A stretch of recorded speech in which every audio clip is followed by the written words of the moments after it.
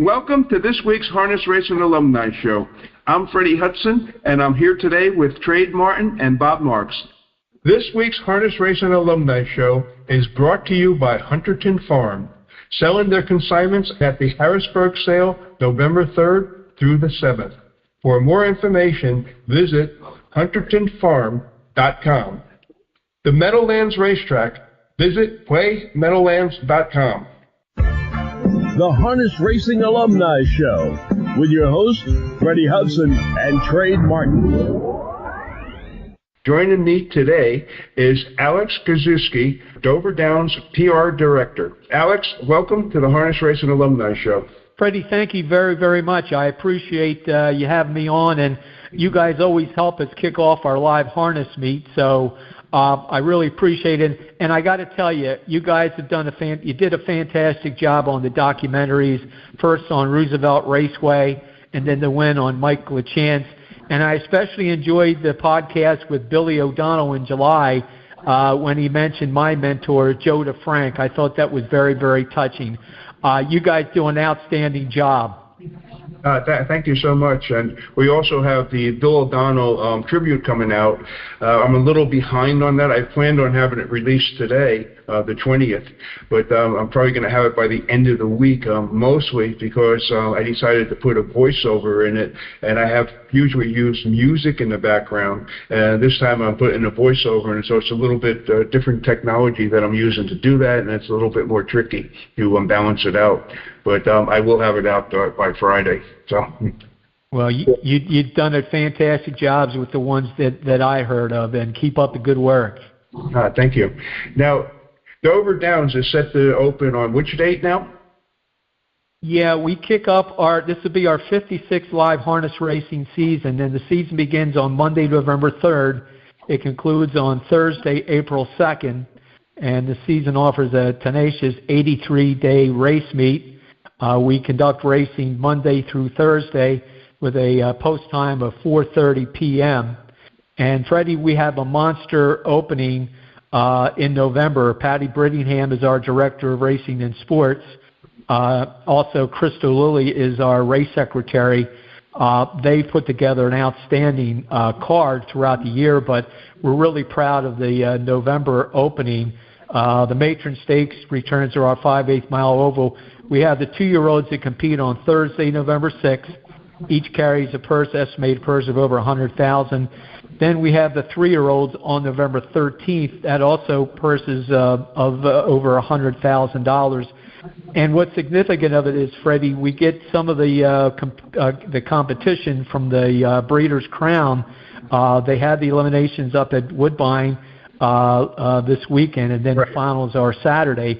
But some of our eligibles, they're blockbusters. We got Lou Print, and then we also have the horse that beat him, Dandy Idea. We also have Delaney Hanover. They're all eligibles, not to say they're going to race, but on paper it looks like it's going to be an outstanding series. Like I said, they're eligible, but it doesn't necessarily mean that they're going to race. But still, we're looking forward to it. What return in drivers and trainers do you have this year? Well, I mean, also I forgot to mention, we have the Delaware Standardbred Breeders' Fund. We have 2 legs. They start November 6th to the 19th. They go for $20,000. The 3-year-olds, December 1st through the 11th. They have the 2 legs in the final. The legs go for $20,000. The final go for well over $100,000. And Freddie, we are expecting, our last year's leading trainer was Crissy Crissman-Bier. She compiled 68 wins, over $700,000 in purse earnings. She also boasted a 20% winning percentage, and everybody's favorite. We're hoping that Tim Tetrick will return. Timmy had 188 wins and bankrolled over $2.3 million here. UDR rating of 440. We also, they're backed up by our great Delaware trainer and driver colonies.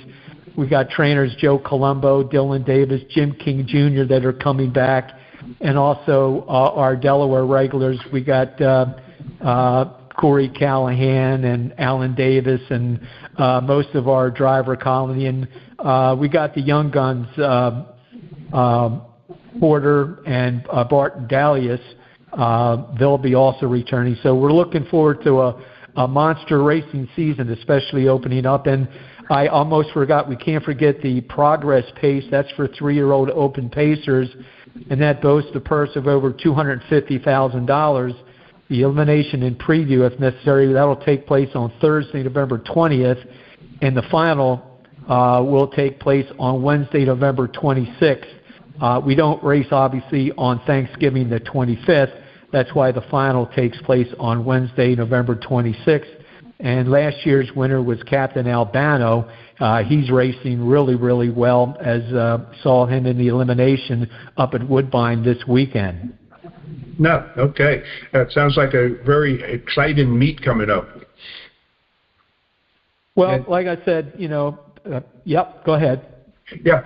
Now, I was going to go back. Now, how long have you been in the harness racing sport, Alex?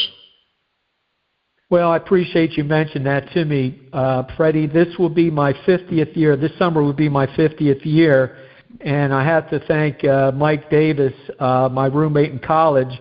He offered me a summer job at Rosecroft Raceway in 1976. Now, Mike's sister is Judy Davis Wilson.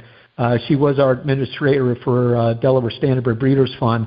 She taught me. I went down to Harrington. She taught me, and the summer job in 1976 with Ruth Davis, Judy's mother, it ended up being as I said, almost it looks like now 50 years in not only harness racing but gaming. So I'm very appreciative to the Davis family for giving me that opportunity. So never thought I'd be here for 50 years. Hopefully, that'll 50th year this summer. So I appreciate you bringing that up, Freddie. And didn't you work with our co-host over here, Bob Marks, at one time? Yeah, it's ironic. The middle 80s, Bob and I at Roosevelt Raceway, we were actually the first ones to do the pre- and post-race openings. That was at Roosevelt Raceway, and here I am at this advanced age, and now I'm doing what I did in the 80s as far as the publicity, as well as doing the opening show, doing pre- and post-race interviews. So, but I owe a lot to Bob. Bob taught me an awful lot doing those shows, and I had the opportunity to meet one of the legends, Jackie Lee. So he became a good friend of mine. So, when I saw your documentary in Roosevelt Raceway, it really brought back some great memories. Thank you. I think we're going to be doing another one coming out pretty soon on the Meadowlands drivers and trainers. That will be the next project that we're working on. But also, I'm going to bring up now, you work for Bally's. Dover is owned by Bally's. MGM has basically just sold Northfield, and they basically pulled out of the bid for a New York casino license, full casino license. What is your thoughts on that? What do you make of that? Well, first of all, we have the brand Bally's. Our main owners are the Twin Rivers, but I'm not totally sure on that administrative process.